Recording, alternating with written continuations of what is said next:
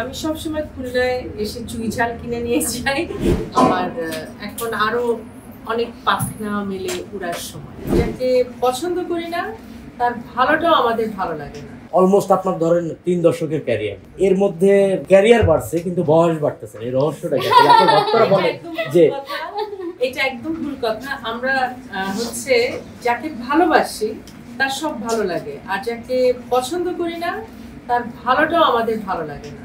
আমার ধারণা আমাকে আপনারা একটু বেশি ভালোবাসেন, এখানে আমার যে বয়স দ্রুত গতিতে বাড়ছে সেটা আপনাদের চোখে সামহাও পড়ছে না, অথবা আপনারা যেখানে থেকে চশমা নেন বা চোখ দেখান তারা কেউ আপনাদেরকে সঠিক পাওয়ারের চশমা দিচ্ছে না, এখন আপনারা দেখতে পাচ্ছেন না। বয়স ঠিকই বাড়ছে, কিন্তু আপনাদের ভালোবাসার যে ব্যাপারটা সেটা একদম চিরসবুজ রয়ে গেছে, তাই আমাকে আপনাদের চিরসবুজ। কেসারেন শেকড় থেকে শিখরে। আপু, আপনাকে একটু সিনেমার গানে আমরা কম দেখি আসলে। এই প্রশ্ন তো আর্টিস্ট দিতে পারবে না সেভাবে। সিনেমা হয় কয়টা, সিনেমার গান কয়টা, এবং যে যার সাথে কানেক্টেড পিপলকে দিয়ে কাজটা করাচ্ছে, এবং এটা কিন্তু দোষের কিছু না।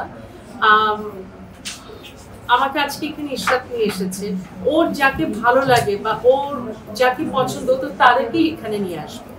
তো যাদের সাথে যারা কানেক্টেড তারা আসে, বা আমি যে আজকে এখানে এসেছি, ও যে বললো যে আমি কখনো যাই না এখানে এসেছি কেন, কানেক্টেড বলে আমি এখানে এসেছি। হ্যাঁ, ওকে আমি পছন্দ করি। তো যে যার পছন্দ মতো একটা ফিল্ড বা একটা সেক্টর মেনটেন করে, সেভাবে যেখানে যাকে ডাকা হয় সেভাবে কাজ করা হয়। আর আমার কাছে মনে হয় আফটার 31 ইয়ার্স গান করার পরে আমার পক্ষে কাউকে না ফোন করা উচিত বা সম্ভব, যেহেতু আমি 30 বছর আগেও করিনি, আমি এখনো ফোন করব না। আর আমার কাজের ব্যস্ততা কোনোদিনও মানে কমেনি, বরঞ্চ কমলে আমার জন্য আমার লাইফটা অনেক ইজি হতো আমি মনে করি। কারণ আমি এখন গানের বাইরেও আমার কাছে মনে হয় যে আরো অনেক কিছু এক্সপ্লোর করার আছে। আমি এখন আরো অনেক জায়গা ঘুরতে চাই আর অনেক কিছু দেখতে চাই।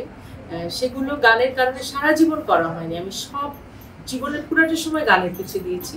তা আমার এখন মনে হয় যে আমার বরঞ্চ যে কাজটা হচ্ছে না সেটা আমার জন্য সাপে বর।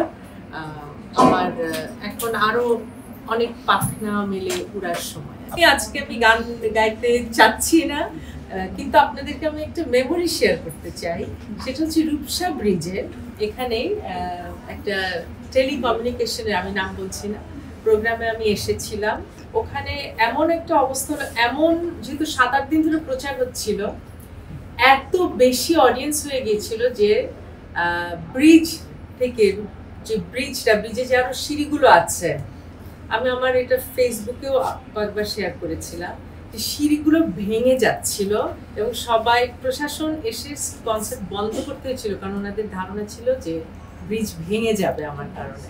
তো আমি 2টা গান গিয়ে সবার কাছে ক্ষমা চেয়ে আমাকে সেবার চলে যেতে হয়েছিল। এবং অনেকে আমাকে বলেছে যে আপা আপনি জানেন, ইভেন রাজশাহী, কুমিল্লা ওইসব সেক্টর থেকে, চিটাগাং থেকে 2 দিন আগে মানুষ পোটলা করে করে কাপড় চোপড় নিয়ে ওয়েট করছে যে আপনার গান শুনতে আসবে। তো এরকম ভালোবাসা আমি পেয়েছি খুলনায় এসে। আপনি বুঝতেই পারছেন এটা আমার একটা ভীষণ ইমোশনের জায়গা, এবং আমি সবসময় খুলনায় এসে চুই ঝাল কিনে নিয়ে যাই। দুপুরে এসেও আমি খেয়েছি চুই ঝাল দিয়ে মাংস। তো সবার জন্য অনেক ভালোবাসা থাকলো।